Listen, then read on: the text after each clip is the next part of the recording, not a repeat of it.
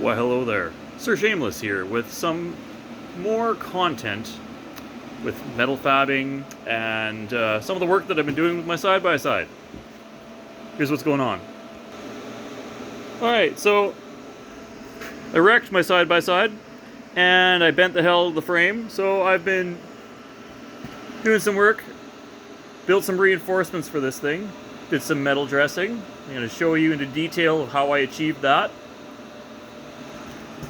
and how I welded it all together, and why, when I repaired the damaged side that you just saw, I decided to do this side as well.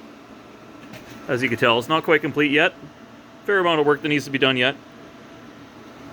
And you get to see some terrible TIG welding action and how I went from this mess and that mess and more mess to this mess to something a little bit nicer to this slightly better mess.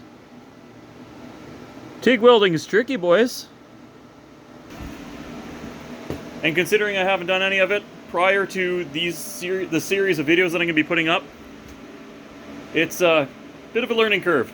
But you're going to be seeing how I'm going to go and learn how to do this from literally no experience at all, other than lots and lots of sheet metal welding and MIGging and that kind of stuff.